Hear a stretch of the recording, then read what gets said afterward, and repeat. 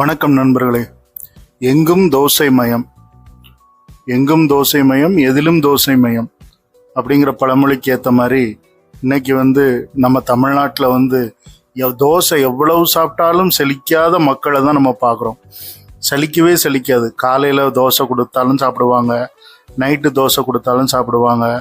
அந்த தோசைக்கு ஒரு சட்னியாக இருந்தாலும் சரி, சாம்பாராக இருந்தாலும் சரி, இல்லை பொடியாக இருந்தாலும் கூட சரி, அந்த தோசை ஒரு விருப்பமான ஒரு உணவாக நம்ம தமிழ்நாட்டில் மாறிட்டு, தோசை ஒரு பைத்தியமான ஒரு உணவாக கூட மாறிட்டு. சில சமயம் இந்த பீஸா, ரொட்டி, இதெல்லாம் நம்ம அந்த பர்கரு, இந்த வகைகளெல்லாம் விட தாண்டி இன்னைக்கு தோசை தான் எல்லாருக்கும் பிடித்தமான ஒரு உணவாக இருக்குது. நிறைய பேர் தோசை பிரியர்களாக இருக்காங்க, தோசை கிறுக்கர்களாக கூட இருக்காங்க அப்படின்னு சொல்லலாம்.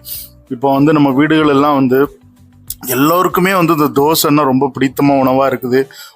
சும்மா சாதாரணமாக சுட்டா கூட ஒரு 6, 7, 8 தோசை கிட்ட சாப்பிடுவோம். அதில் பொடி போட்டு பொடி தோசை, அப்புறம் எண்ணெய் தோசை, நெய் தோசை, ஸோ இப்படி எப்படினாலும் வித்தியாசமாக சாப்பிட நம்ம தயாராக இருக்கிறோம்.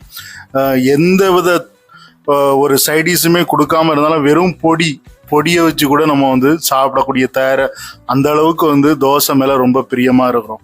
ஸோ இந்த தோசை நம்ம தான் அப்படி பிரியமாக சாப்பிட்றோமா, மற்ற எல்லாருக்குமே அது பிடித்தமான உணவாக இருக்கான்னா இது உலகளாவிய ஒரு உணவாக கூட மாறிடுச்சு அப்படின்னு சொல்லலாம்.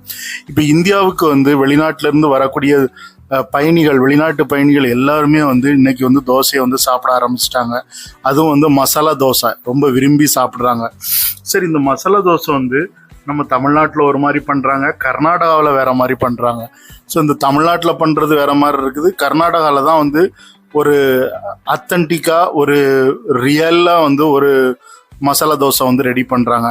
அவங்க ஒரு கிட்டத்தட்ட ஒரு ஊத்தப்பம் டைப்பில் உள்ள உருளைக்கிழங்கு ஸ்டஃப் எல்லாம் வச்சு வெண்ணெய் போட்டு அருமையாக கொடுக்குறாங்க. இப்போ இன்னைக்கு நல்ல மசாலா தோசை சாப்பிடணும்னா நம்ம கர்நாடகாவில், பெங்களூரில், மைசூரில், மெயினாக மைசூர் மசாலா தோசை தான் ஃபேமஸ். மைசூரில் செட் தோசைன்னு கூட ஒன்று கிடைக்குது. செட்டு ஒரு 3-4 தோசை சேர்ந்தால ஊத்தப்பத்தை அதை ஒரு செட் தோசைன்னு கொடுக்குறாங்க. ஒரு சிலர் நீர் தோசைன்னு ஒன்று கொடுக்குறாங்க. இப்போ தோசையவே நிறைய வெரைட்டியாக கொடுக்குறாங்க.